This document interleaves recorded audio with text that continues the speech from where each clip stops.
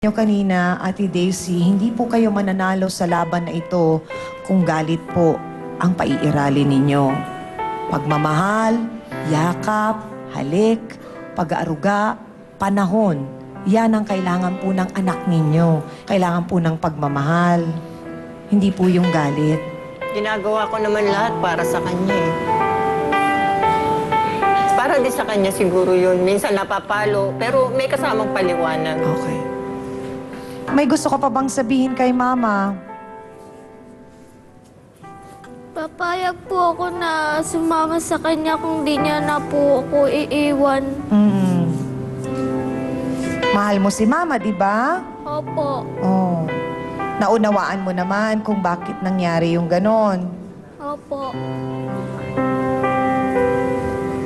Nais po natin talagang tulungan ang ating pong mga bisita ngayong umagang ito. At para maliwanagan ang bawat panig po, sila po ay makakasama ng ating trio tagapayo sa pamamagitan po ng isang masinsinang counseling. Ako naman po siya kung babalik ko kay China, ayaw po bumalik ng bata. Kaya inuwi ko po sa bahay.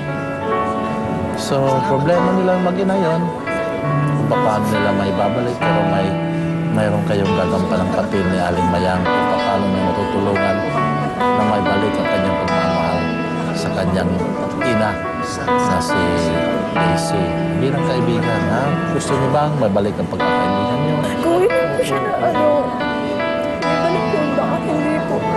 Saya humingi ka ng tawad na lang, ha? Sa ating pong mga panauhin ngayong umagang ito, hangad po talaga namin dito sa face-to-face na matuldukan na ang problemang ito at matugunan ang kapakanan po ng bata. Yun po ang mahalaga sa amin. Kaya po, sana po talaga pinakinggan ninyong mabuti ang binigay na counseling sa inyo kasama ang ating trio tagapayo. Bago lang po tayo magtapos, meron pa po silang mensahe para sa inyo. Kay Aling Daisy, sa kalagayan mo ngayon at ang iyong anak, tamang naghahanap buhay ka sa isang bansa na kung saan iniisip mo na mas magiging malaki ang kikitain mo upang may padala mo at may tulong mo sa iyong anak. Ngunit tanggapin mo rin na hindi lamang sa pinansyal na kaparaanan may papakita natin ang ating pagmamahal sa ating mga anak. Dahil lagi kong sasabihin na hindi matutumbasan ng anumang pera, ng anumang kayamanan, yung sa mga sandaling maliit pa lamang ang ating mga anak, ay nandun na naipapasok natin sa kanila ang tamang ekangay pamumuhay, yung pagrespeto, yung pagmamahal. Hindi yon mapapantayan ng anumang salapi. At hindi yon pwedeng ibigay ng sino man. Tayong mga magulang lamang.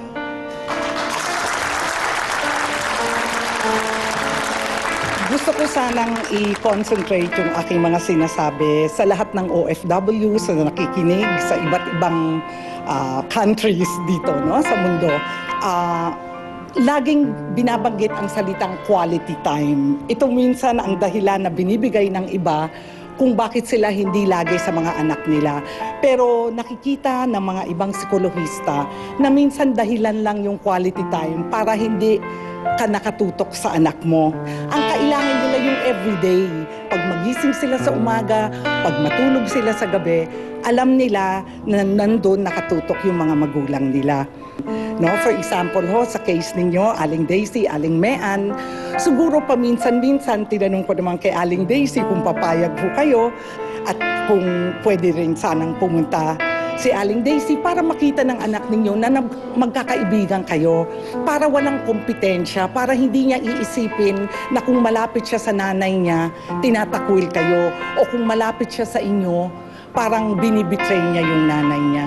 So, I would just like to tell the OFW parents, una, pagbalik ho ninyo, makinig rin ho kayo sa anak ninyo. Napakahalaga ho yun, no? Alam ko ho, marami kayong gustong isabi, marami kayong gustong ikwento sa kanila, pero makinig rin ho kayo sa mga sinasabi nila kasi ang dami ho na nasa loob nila na kailangan ho ninyong pakinggan.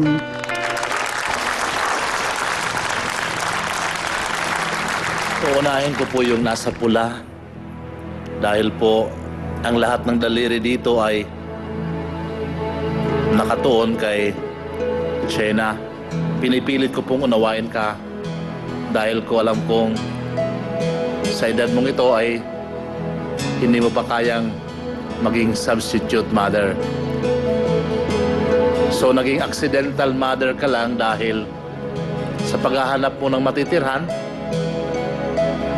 ay may natirhan ka nga, ngunit may kasamang bata na aalagaan mo. So naunawaan kita na ganun lamang ang iyong nagawa sa pagpapabaya dahil hindi ka pa handa na maging ina. Ang hinahanap mo lang, bahay. Kasama sa bahay, may batang aalagaan. Kaya naging pabaya ka dahil wala kang alam sa pagiging ina. So yun po ang nakikita ko sa'yo. Pero aminin mo, may kasalanan ka. Okay? At sa'yo,